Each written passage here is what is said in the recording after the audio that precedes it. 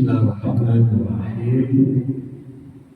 Assalamualaikum warahmatullahi wabarakatuh. Alhamdulillah wa syukurillah wa la hawla wa la quwwata illa billah. Asyhadu an la ilaha illallah wa asyhadu anna Muhammadar Rasulullah sallallahu alaihi wasallam. Bapak-bapak, Ibu, saudara-saudari sidang majelis Allah yang berbahagia, puji syukur kita kehadiran Allah Subhanahu wa taala.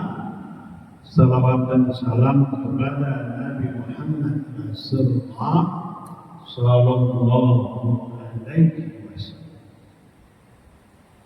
Adapun judul ceramah kita pada saat ini adalah 3 nikmat utama yang harus disyukuri oleh manusia.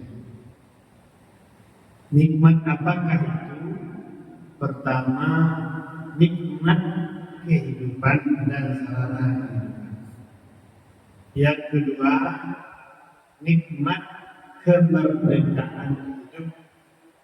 Dan yang ketiga, nikmat iman. Tiga-tiganya saling terkait. Orang yang mensyukuri nikmat kehidupan akan mensyukuri nikmat kemerdekaan hidup, akan mensyukuri nikmat. Saling terkait. Syukur artinya berterima kasih. Syukur kepada Allah berarti berterima kasih kepada Allah. La in syakartum la azidannakum wa la in kafartum inna adzabi lasyadid. Siapa-siapa yang mensyukuri nikmatku akan nikmat, dan siapa yang kufur akan nikmatku, azabku sangat pedih. Artinya orang-orang yang tidak bersyukur diindikasikan dia akan menjadi kufur dan siap-siap menerima azab dari Allah Subhanahu. Berarti syukur adalah suatu kewajiban. Syukur itu ada 3 unsurnya. Syukur di hati, di mana kita sangat yakin semua nikmat yang kita manfaatkan di dalam kehidupan kita itu sumbernya dari Allah dan atas izin Allah. Tidak ada dari yang lain hanya perantara saja. Bos kita ngasih gaji perantara, pimpinan kita mengasih posisi dan gaji itu adalah perantara. Orang tua kita perantara, anak kita perantara, saudara kita perantara. Tapi pada hakikatnya semua rezeki itu adalah dari Allah Subhanahu wa taala. Dan kita tidak boleh ragu sedikit. Yang kedua, syukur itu dengan lisan. Di mana setiap kita mendapat nikmat Allah, kita memuji Allah. Alhamdulillahirabbil alamin. Segala puji milik Allah, Tuhan sekalian alam. Berarti yang berhak dipuji hanyalah Allah Subhanahu wa taala. Apabila kita dipuji oleh manusia, maka sandarkan pujian itu kepada Allah. Misal orang dipuji kita, abang sehat sekali nampaknya, segar-segar. Apa jawabannya? Alhamdulillah, ini kesehatan yang Allah berikan kepada saya. Usaha abang lancar, alhamdulillah, ini rezeki dari Allah. Tidak boleh kita menerima karena mungkin itu hanya milik Allah. Kalau kita terima langsung, berarti kita mengambil haknya Allah. Lalu yang ketiga, syukur itu memanfaatkan nikmat yang Allah beri itu sesuai dengan kehendak Allah. Untuk apa Allah berikan hati? Untuk zikir.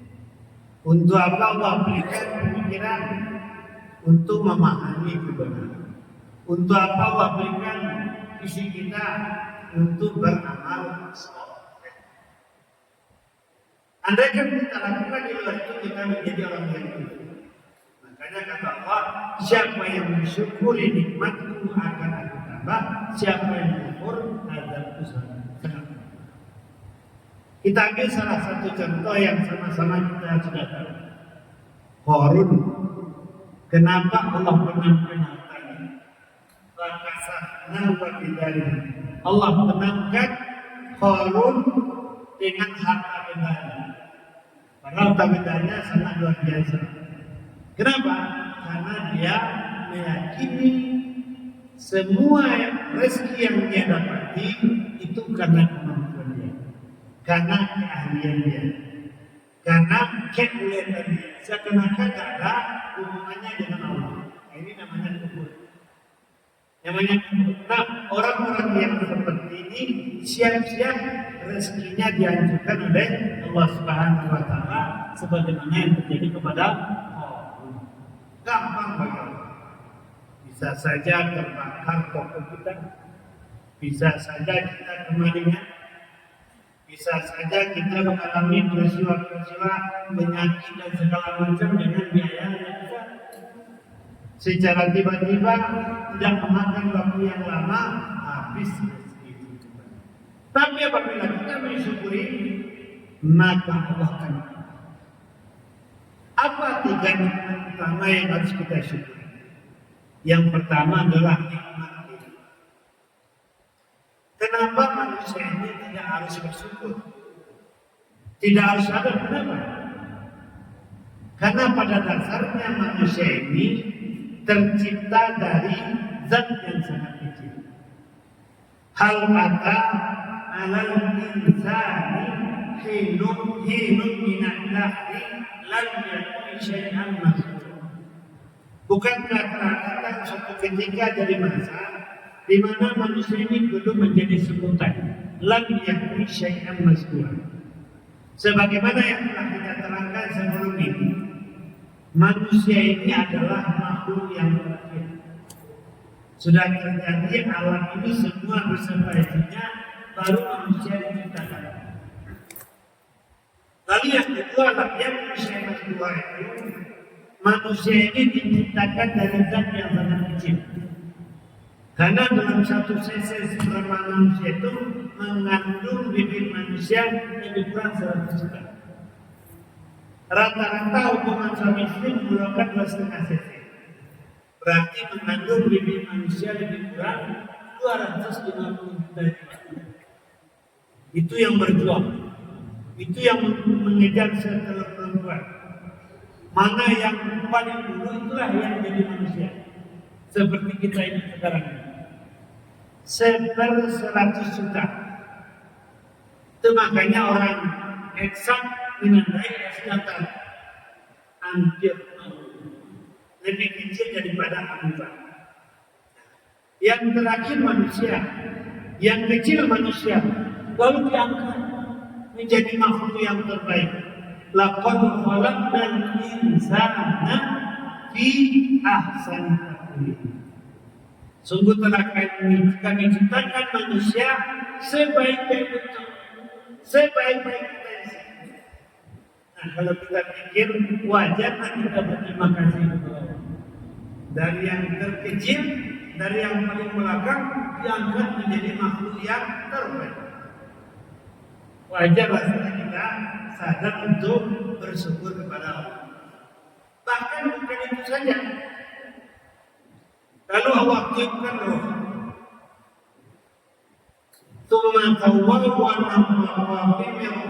Disempurnakan kejadian manusia dengan meniupkan roh. Roh dari mana? Yas'alunaka 'anil ruh qul ruh min amri rabbi. Apabila bertanya seseorang kepada engkau Muhammad tentang roh, katakan masalah roh adalah masalah Allah. Sumbernya dari Allah, makanannya juga dari Allah, kembalinya kepada Allah.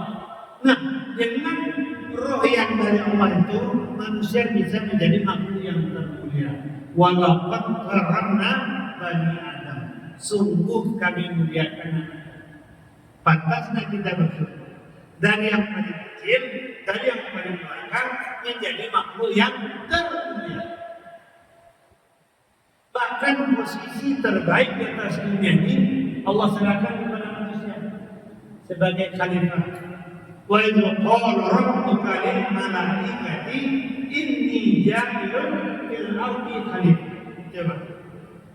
Kita paling kecil, kita paling belakang, lalu disuruh diperintah oleh Allah untuk memimpin alam ini. Huwa ansha'akum min al-ard wastamarakum fiha. Allah telah jadikan kamu dari bumi dan kamu berkewajiban memakmurkan bumi. Berkarya di bumi ini secara baik, secara benar dan secara syar'i. Nah, padahal paling belakang, padahal paling kecil diangkat sebagai pemimpin. Pantas tak manusia bersyukur kepada Allah Subhanahu wa taala. Lalu apa lagi? Allah berikan kemampuan berpikir. Wa 'allama Adama asma'ullah. Allah ajarkan kepada Adam nama-nama semuanya. Kemampuan berpikir, kemampuan berilmu. Sehingga bagaimana? Malaikat yang sudah jelas patuh dan paling patuh disuruh menghormati Allah. Disuruh menghormati manusia. Kenapa? Karena Allah berikan nikmat istimewa yaitu kemampuan berpikir. Jadi makanya manusia yang bersyukur itu rajin belajar, rajin membaca agar dia menjadi orang yang berilmu. Yang indau ladina amanu minkum wal ladina utul ilma. Makanya derajat orang yang berilmu dan beriman itu diangkat oleh Allah. Kenapa? Karena mempunyai kelebihan berpikir sehingga menjadi makhluk yang baik. Nah, wajar tak manusia ini bersyukur kepada Allah Subhanahu wa taala. Bahkan isi alam ini selain batin Allah tentukan untuk manusia. Alam tara anna Allah sakhkhara lakum ma fis samawati wa ma fil ard wa asbagha 'alaikum ni'amahu khayran wa batin. Apa yang ada di langit, apa yang ada di bumi, yang zahir maupun yang batin Allah serahkan kepada manusia. Padahal manusia dari belakang, padahal manusia dari zat yang paling kecil. Karena sayangnya Allah serahkan isi alam ini kepada manusia.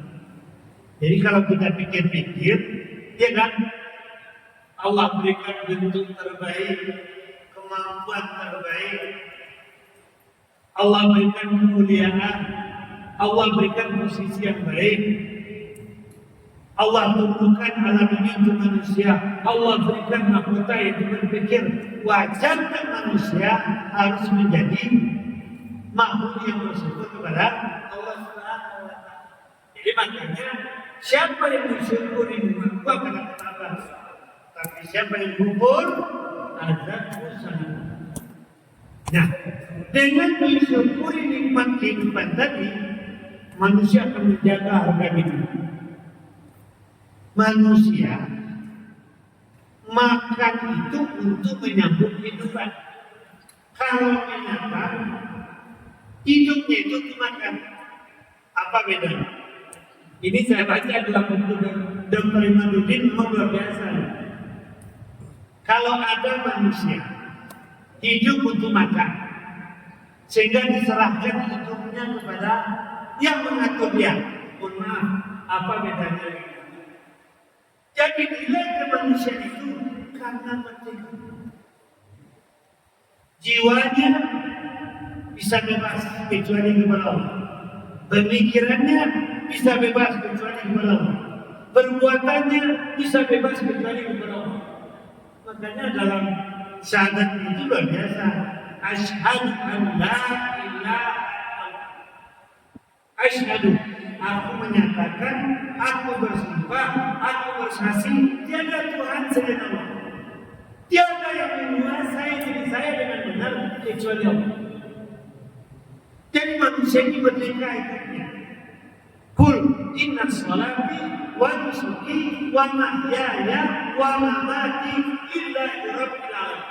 Jadi manusia ini hanya boleh terikat sama Allah, tak boleh terikat kepada yang lain. Kepada bos boleh patuh selama aturannya sama dengan Allah. Kepada pimpinan boleh patuh selama aturannya sama dengan Allah. Kepada organisasi boleh patuh selama aturannya sama dengan Allah. Kalau tidak, manusia telah menghilangkan harga dirinya, martabatnya sebagai manusia yang Allah berikan kemerdekaan dalam hidup. Makanya saya baca contoh dalam buku itu, dicontohkan seorang pejabat yang punya bos yang tidak mengamalkan kebenaran dengan seorang tukang beca tapi paham dengan kebenaran. Di saat azan berkumandang, tukang beca bisa langsung sholat. Di saat dengan kebenaran, tukang beca bisa melakukan kebenaran, tidak ada yang melarang. Tapi orang yang kaya raya tadi, karena punya bos yang tidak benar, apa yang terjadi? Izin dari rapat saja tak berani. Kenapa tak berani? Menjaga kehidupan, menjaga gaji, menjaga makan. Nah, sehingga dicontohkan waktu itu apa bedanya manusia dengan binatang?